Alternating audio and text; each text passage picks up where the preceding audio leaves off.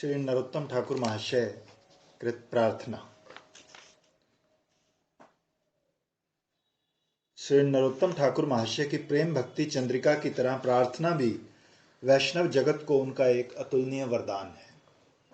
उनकी अति सरल, प्रांजल और प्राणों के आवेग से भरी प्रार्थना में जो असाधारण साधन संपदा या भावोच्छ्वास निहित है, वो भक्ति जगत में मृत संजीवनी सुधा की तरह त्रिताप दग्ध मुमुक्षुम कली जीव के लिए युगल भजन रूपी जीवन प्रदायी और परम आस्वाद्य है। प्रार्थना शब्द का अभिधानिक अर्थ है याचना करना या चाहना। जो शुद्ध भक्त है उनके लिए अभीष्ट के से अपने लिए प्रार्थना को कुछ नहीं रहता। इस लोक की ऐश्वर्य संपदा आदि या परलोक के स्वर्ग आदि, यहाँ तक कि मुक्ति प्राप्ति की प्रार्थना भी भक्त के हृदय में जगती है तो भक्ति आभासित हो जाती है और प्रेम फल प्रसव नहीं करती। अपने सुख के लिए कोई अभिलाषा शुद्ध भक्त के हृदय में नहीं रहती, पर अभीष्ट सुख के लिए भजन कामना, प्रेम कामना या अभीष्ट की साक्षात सेवा कामना की तरंग उनकी हृदय नदी में सतत सम उद्वेलित होती है। तभी ये भक्त अभीष्ट चरणों में इस विषय में सतत प्रार्थना करते रहते हैं।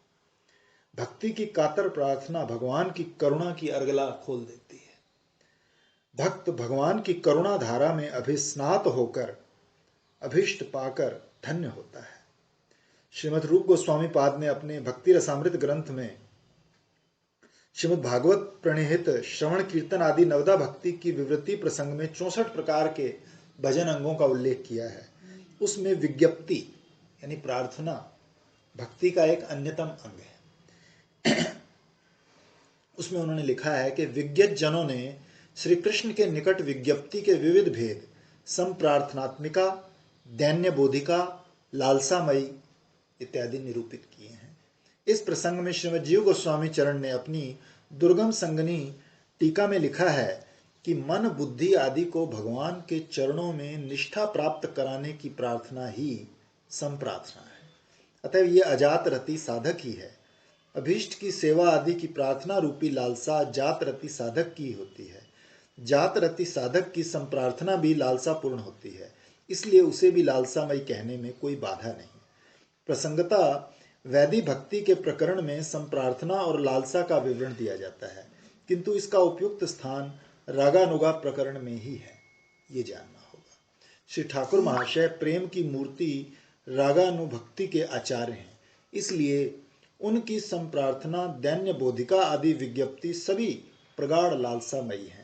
इन सब प्रार्थनाओं के अनुवाद या श्रवण कीर्तन से साधक के प्राणों की प्रार्थना खरी शुद्ध होगी और ये महाशक्तिशाली प्रार्थना वाणी साधक के प्रति भगवान की करुणा की अर्गला खोल देगी। श्री ग्रंथकार महोदय प्रार्थना पद के प्रारंभ में भाव दशा की कामना से कहते हैं, श्री गौरांग बोलिवे हवे पुलक शरीर, हरि हरि बोलिते नयन बहे नीर। नाम नामी अभिन्न तत्व हैं, इसलिए नाम में नामी की पूर्ण शक्ति की अभिव्यक्ति है। ब्रजेंद्र नंदन श्री कृष्ण प्रेममयी राधा रानी की भाव कांति लेकर ही गौर बने हैं, इसलिए उन प्रेमावतार के हृदय में सतत महाभाव सिंधु का विपुल आलोढ़न है। तो श्री अंग भी सर्वदा अश्रु पुल्क आदि अष्ट सात्विक भावों में व्याप्त है। गौरांग नाम के उच्चारण के साथ ही साथ उस महाप्रेम में विग्रह की स्मृति में नाम उच्चारण करने वाले की देह भी पुलकित हो उठती है। श्री ठाकुर महाशय दैन्यवश सोचते हैं कि हाय, ऐसे प्रेम में गौरांग नाम में मेरी रति नहीं जन्मी। ऐसा शुभ दिन कब आएगा जब गौरांग नाम के उच्चारण से, भाव दशा के उदय होने से मेरी देह पुलकित हो उठेगी। गौरांग नाम में रति की कामना कर हरि या कृष्ण नाम में रति की कामना करते हैं। हरि हरि बोलिते नयने भवे नीर। हरि नाम उच्चारण करते ही स्वप्रकाश हरि नाम श्री ठाकुर महाशय की प्रेम में जिह्वा पर बार बार उच्चारित होने लगा। कितनी बार उच्चारित हुआ इसकी धारणा करने की सामर्थ्य किसी में नहीं। केवल हरि हरि 2 बार लिख कर ही उन्होंने उस बार बार समुच्चारित अनंत हरि नाम का बस इंगित कर दिया। हाय, हरि हरि कहते मेरी आंखों से अश्रुधार कब प्रवाहित होगी। श्री ठाकुर महाशय ने श्री गौरांग और हरि के नामों में जिस अश्रु पुलक आदि की कामना की उसका नाम सात्विक भाव है। श्री कृष्ण संबंधनीय दास्य सख्य आदि 5 प्रकार की मुख्य रतियों द्वारा साक्षात रूप से और हास करुणा आदि 7 गौण रतियों द्वारा किंचित व्यवधान से आक्रांत चित्त को पंडित गण सत्व कहते हैं। केवल उसी सत्व से समुत्पन्न भावों को सात्विक कहा जाता है। इसलिए अश्रु पुलक आदि को भाव उदय का साधारण लक्षण कहा गया है और असाधारण लक्षण या अनुभाव ये 9 है। शांति, अव्यर्थकालता, विरक्ति, निरभिमानिता, आशाबंध, समुत्कंठा, नाम गान में सदा रुचि, भगवत गुणानुवाद में आसक्ति, मैंने तो जो अभी बताए हैं ये सब आ रहे हैं, और उनके वास स्थलों में प्रीति। जिन लोगों में भाव का अंकुर मात्र उदित हुआ है उनमें ये अनुभाव उदित हुआ करते हैं। इसलिए ठाकुर महाशय भाव दशा की प्रार्थना करते हैं, और कबे निताई चांद करुणा करिबे, संसार वासना मोर कबे तुच्छ हवे, विषय छाड़िया कबे शुद्ध हवे मन, कबे हम हेरिबो श्री वृंदावन। श्रीपाद ग्रंथकार श्री निताई चांद के प्रेम की मूर्ति हैं, फिर भी दैन्य से भरकर प्रार्थना कर इस गौर निताई के युग में शिक्षा दे रहे हैं कि इस युग में पतित उद्धार के लिए पतित पावन श्री निताई चांद में जिस असाधारण करुणा की अभिव्यक्ति हुई है उसकी कोई तुलना नहीं। दंते तृण धरी निताई नगरे बेड़ाए, जारे देखे तारे कहे दंते तृण धरी, आमारे किनिया लहो बलो गौर हरि। ऐसे दया में श्री निताई चांद की कृपा बिना कली जीवों की अनादिकाल की संसार वासना या देह देहिक आदि में आसक्ति के प्रबल संस्कार तुच्छ कैसे होंगे। निताई की करुणा होने से विषय कारता प्राप्त मन भी विषय वासना त्याग कर शुद्ध होगा और तभी श्री वृंदावन दर्शन के लिए प्राणों में व्याकुलता जगेगी। श्री वृंदावन श्री रूप रघुनाथ की भजन स्थली है। इस वृंदावन में ही षड गोस्वामी पाद ने भजन किया है। उन्होंने महाव्याकुलता से अनुप्राणित होकर इस वृंदावन में ही श्री राधा कृष्ण का अहर्निश अन्वेष किया है। भजन का अर्थ ही है अभिष्ट को खोजना या अन्वेषण करना। वृंदावन श्री गोस्वामी पादगण के आकृति में भजन रस से भरपूर है। यहाँ आकर शुद्ध चित्त साधक में भी उस आकुति का यथा संभव संक्रमण होता है। श्री रूप रघुनाथ की कृपा से साधक तब युगल प्रीति समझ सकता है। गोस्वामी पादगण ब्रज की ही मंजरियां हैं। जग जन की युगल प्रीति समझाने के लिए श्रीमन महाप्रभु के साथ विश्व में अवतीर्ण हुए। तभी उन्होंने अपनी विपुल अनुभूति से भरी युगल प्रीति की शिक्षा अपने ग्रंथों में निबद्ध की है। साधक उनकी भजन स्थली इस वृंदावन में उनके लिए व्याकुल होकर हा रूप हा रघुनाथ तुम कहाँ हो, दर्शन दो। ये तो तुम्हारी भजन स्थली श्री वृंदावन है, यहीं तुम्हारी नित्य लीला चल रही है। मैं मोह अंध तुम्हारी लीला नहीं देख सकता। साधक इस प्रकार इस वृंदावन में रूप सनातन का नाम लेकर व्याकुल हो तो उनकी करुणा उतर आएगी और साधक उनकी कृपा से युगल प्रेम का अनुभव प्राप्त करेगा। रूप रघुनाथ बोली हईबो आकुति, कबे हम बुझव से युगल पारीति। युगल प्रीति श्री श्री राधा माधव का परम विशुद्ध पारस्परिक प्रेम। इस प्रेम का बोध अति सुदुर्लभ है। एकमात्र श्री रूप रघुनाथ का कृपा सापेक्ष। तभी कहते हैं रूप रघुनाथ पदे रहु मोर आस, प्रार्थना करे सदा नरोत्तम दास। दैन्य बोधिका। श्री ठाकुर महाशय अत्यंत दैन्य का उदय होने पर स्वयं को साधन भजनहीन साधारण मायाबद्ध मानव समझकर अब आक्षेप से भरकर कहते हैं हरि हरि, अर्थात हाय मेरे कर्मों की गति या मेरे कृत कर्मों का परिणाम अति मंद है। अपने कर्म पाश में बंद कर ब्रज में श्री राधा कृष्ण के श्री चरण तिलार्ध भी नहीं भजे, राग का संबंध ही नहीं समझा, तो राधा कृष्ण का भजन कैसे होगा। रागेर संबंध, इसकी व्याख्या 2 प्रकार से संभव है। पहले श्री कृष्ण में स्वाभाविक परम अविष्टता ही राग है, उसका संबंध या संयोग, अर्थात राधा रानी और ललिता आदि सखियां या अन्य अन्य ब्रज देवियां रागवश जिस प्रकार श्री कृष्ण के साथ संबंध या संयोग प्राप्त करती हैं, वो जानना ही राग का संबंध जानना है। सखी राधा रानी की माधव के साथ परम विशुद्ध और महा अनुराग में मिलन माधुरी का अनुभव न होने से श्री श्री राधा कृष्ण का भजन कभी संभव नहीं। श्रृंगार रस या शुचि रस की उपासना है, उससे परम पवित्र वस्तु चित जगत में और कुछ भी नहीं।